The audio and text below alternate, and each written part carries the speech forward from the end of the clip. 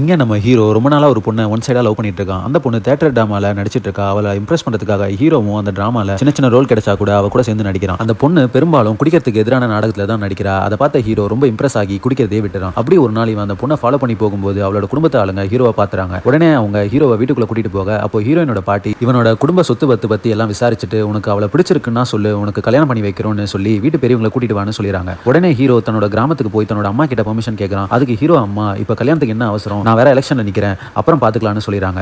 அந்த எலெக்ஷன்ல அவனோட அம்மா ஜெயிக்கிறதுக்காக ஹீரோ அவனோட அம்மாவை சாராயத்தை ஒழிக்கிறேன்னு தேர்தல் வாக்குறுதி கொடுக்க சொல்றான். அவங்களும் கொடுக்குறாங்க. ஆக்சுவலா இவன் அவனோட அம்மாக்காக இந்த ஐடியா கொடுக்கல. அவனோட லவ்வர் கல்யாணம் பண்ணிட்டு வரும்போது அந்த ஊர்ல சாராயமே இருக்கக்கூடாது அப்படின்றதுக்காக தான் இப்படி பண்ணியிருக்கான். அதுவும் இல்லாம அம்மா கல்யாணத்துக்கு சம்மதிக்கணும்னு போற வர பொண்ணு கிட்டலாம் பிரச்சாரம் பண்றேன்னு ஃபிளர்ட் பண்ணிட்டு இருக்கான். அதை பார்த்து பயந்த அவனோட அம்மா இவன் லவ் பண்ற பொண்ணை வீட்டுக்கு போய் பேசி கல்யாணமும் பண்ணி வச்சிடறாங்க. அப்புறம் ஃபர்ஸ்ட் நைட்டுக்காக ரூம்குள்ள போக ஒரே சரக்கு ஸ்மெல் வருது. அதுக்கு அந்த பொண்ணு நான் தான் என் ஃப்ரெண்ட்ஸ் போஸ்ட் பண்ணாங்கன்னு 2 பேர் குடிச்சேன்னு சொல்றா. இதை கேட்டு ஹீரோ ஷாக் ஆனாலும் வெளியே காட்டிக்காம இட்ஸ் ஓகேன்னு சொல்ல அதை கேட்டு சந்தோஷமான அந்த பொண்ணு உடனே கட்டில் கடியில இருந்து சரக்கு பாட்டில எடுத்து கேஷுவலா குடிக்க ஆரம்பிக்கிறா. அதை பார்த்த ஹீரோ அவ குடிக்கிறதுக்கு எதிராக நடிச்சதை பத்தி கேட்க அதெல்லாம் சும்மா டிராமாக்காகன்னு சொல்லி ஃபுல்லா குடிச்சிட்டு மட்டையும் ஆயிடுறா.